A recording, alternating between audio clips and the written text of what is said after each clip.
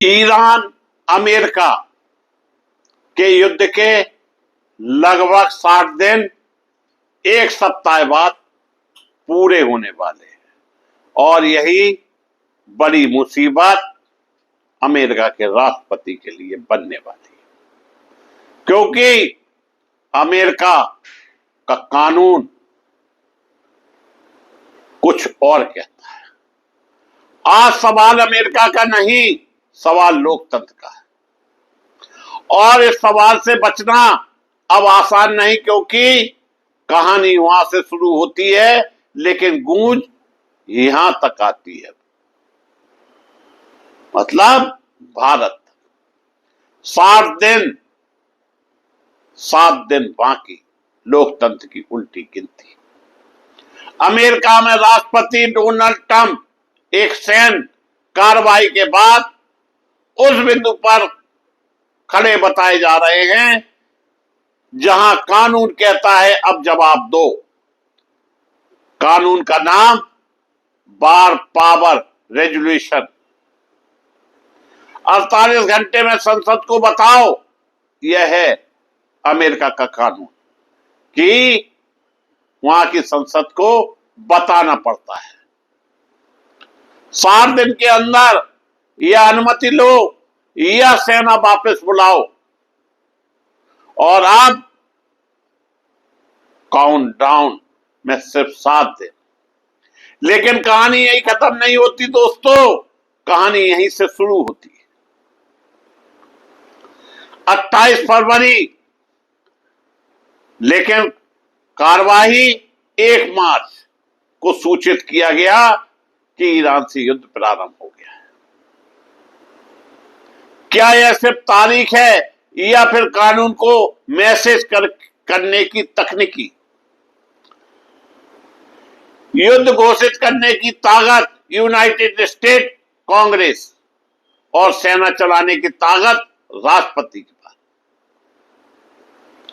यानी लोकतंत्र का संतुलन अब एक रस्सी पर चल रहा है और अमेरिका के राष्ट्रपति डोनाल्ड ट्रंप ने जो बिल्ली की घंटी अपने गले में बांधी है उसका हिसाब किताब करने का समय आ गया है। दोस्तों, अमेरिका का कानून और भारत का कानून दोनों में बहुत अंतर है। भारत में जब भी राष्ट्रीय सुरक्षा का मुद्दा आता है तो क्या होता है? देश विरोधी सवाल पूछने पर क्या जवाब होता है सबको पता है।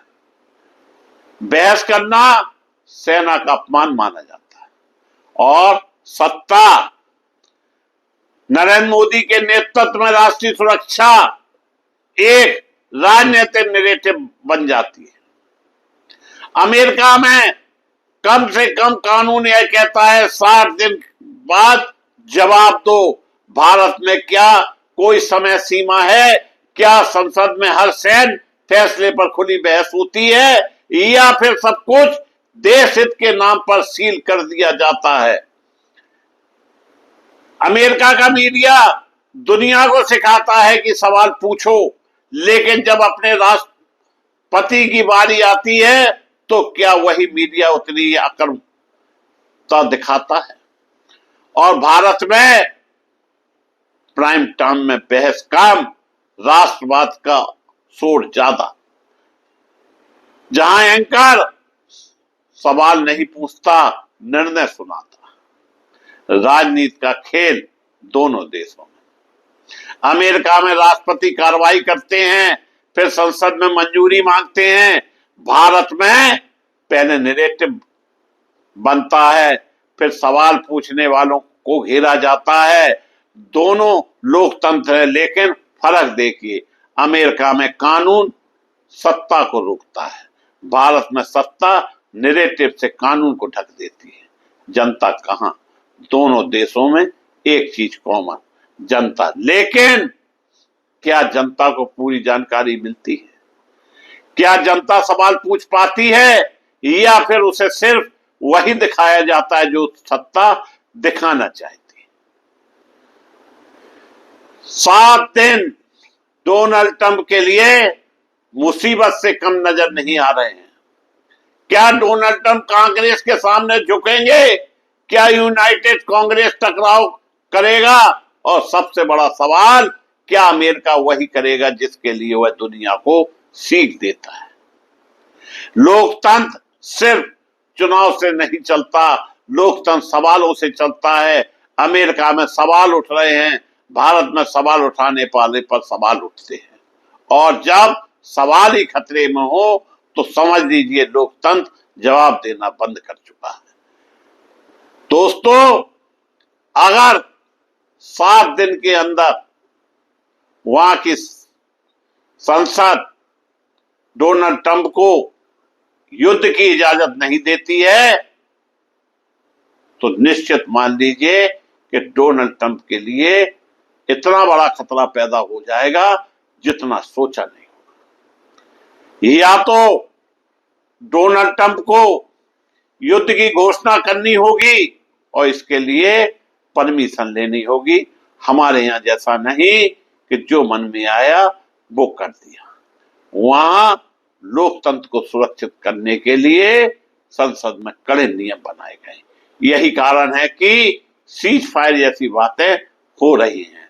और एक बात और आप लोगों को बता दें कि जिस तरह से सीज फायर की बातें हो रही हैं और बीच बीच में युद्ध रुक जाता है, उससे शेयर मार्केट भी ऊपर नीचे हो जाता है।